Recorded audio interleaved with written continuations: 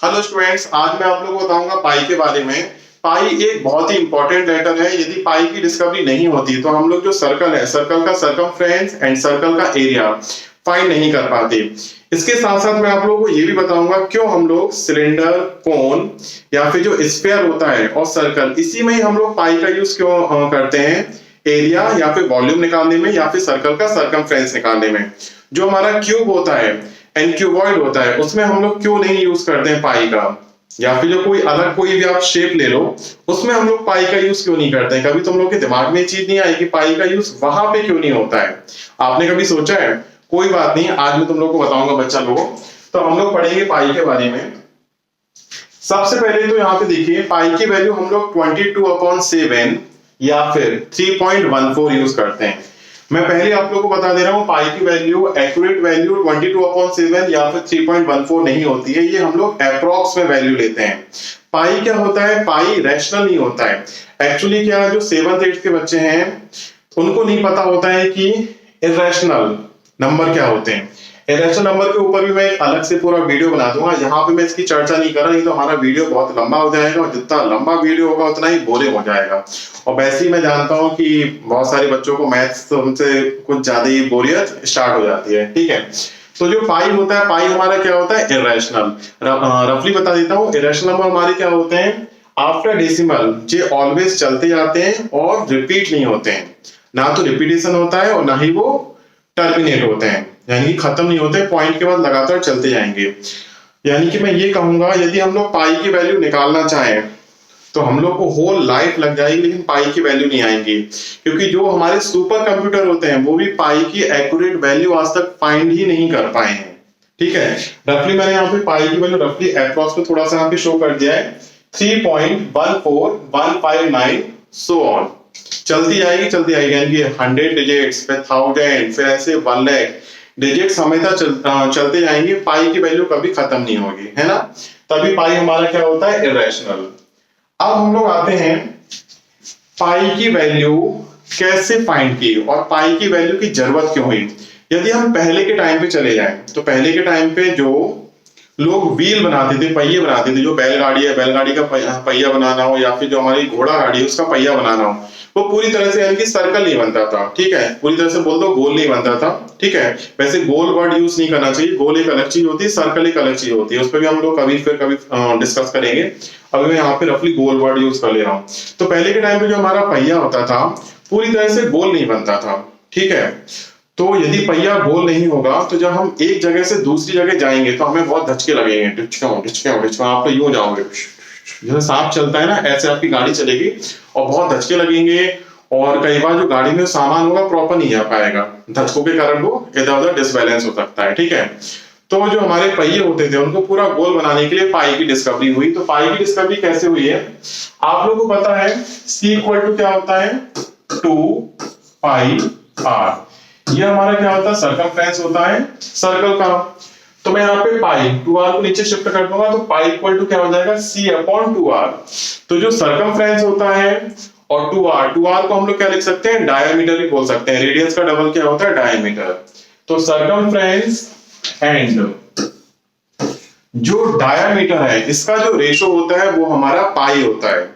शुरू में जो मैथमेटिशियन थे, जो आर्किमिडीज थे, उन्होंने इसी तरीके से यानी कि पाई की वैल्यू 22/7 एंड 3.14 डिस्कवर की थी। अब आप लोगों के दिमाग में ये क्वेश्चन आएगा, यदि C हमें ऑलरेडी पता होता तो हम लोग पाई का यूज ही क्यों करते? यानी कि C की वैल्यू कैसे निकालेंगे? सपोज आपको पाई निकालना है तो C की वैल्यू कैसे निकालोगे? तो C की वैल्यू के लिए देखिए, रफली मानो मैंने एक वायर ले लिया, ये वायर है, इसका लेंथ 10 मीटर है।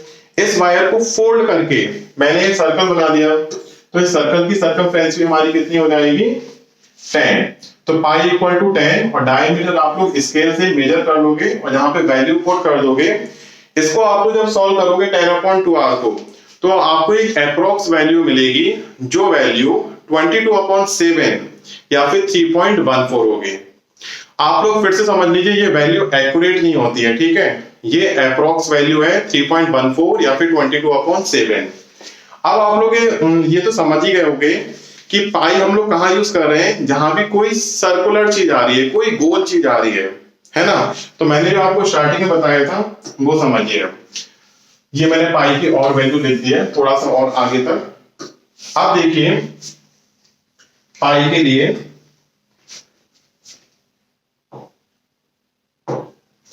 जो हमारा सिलेंडर है, सिलेंडर में हम लोग जो उसका एरिया होता है या फिर वॉल्यूम होता है उसमें हम लोग पाई का यूज करते हैं।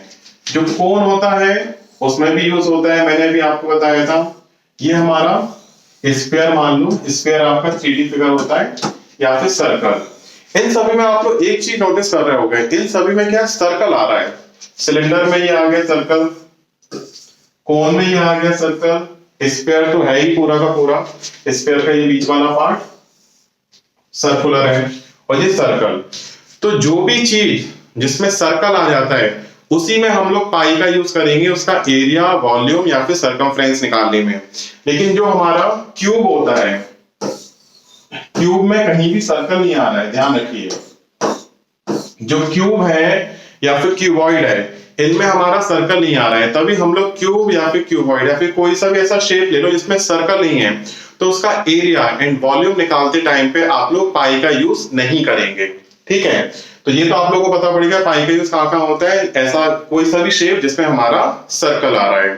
ठीक है, अब मैं एक और इंटरेस्टिंग आपको चीज बताना चाहता हूं कि कई लोग क्या पाई डे भी मनाते हैं। पाई डे कब मनाया जाता है इसका मैं आप लोगों को डेट याद करा देता हूँ, इसका आप लोगों को पता रहे कि पाई डे कब बनता है। तो जो हमारा पाई डे होता है, पाई डे वो हम लोग का मनाया जाता है 14 मार्च। अब इसमें बहुत सारे बच्चे सोच रहे होंगे 14 मार्च को ही क्यों मनाया जाता है, और इसके लिए पर्टिकुलर टाइम भी है। टाइम हमारा है 1 यानी कि 1:59 PM पर, 1:59 PM पर ही हम लोग पाई डे बनाते हैं। इसका रीजन समझिए, एक्चुअली 3 को हमने मंथ कंसीडर किया है, मार्च। 14 ये हमारा डेट हो गया, 14 हमारा डेट है, ठीक है। और जो 159 है इसको हमने टाइम कंसीडर किया है 1:59। तो आप लोग हमेशा ध्यान रखना पाई डे कब मनाया जाएगा, 14 मार्च को, और टाइम कितना रहेगा 1:59 PM।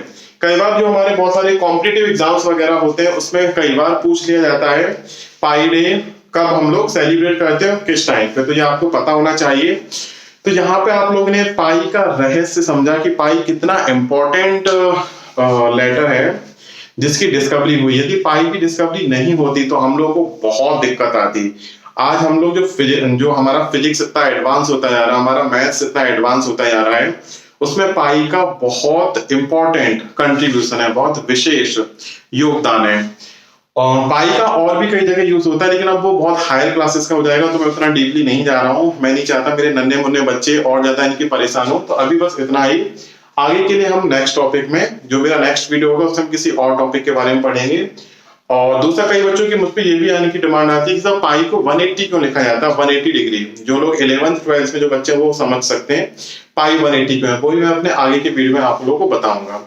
ऐसे ही इंटरेस्टिंग नॉलेज के लिए आप लोग मेरे वीडियोस एंड चैनल को सब्सक्राइब कीजिए। Bye bye.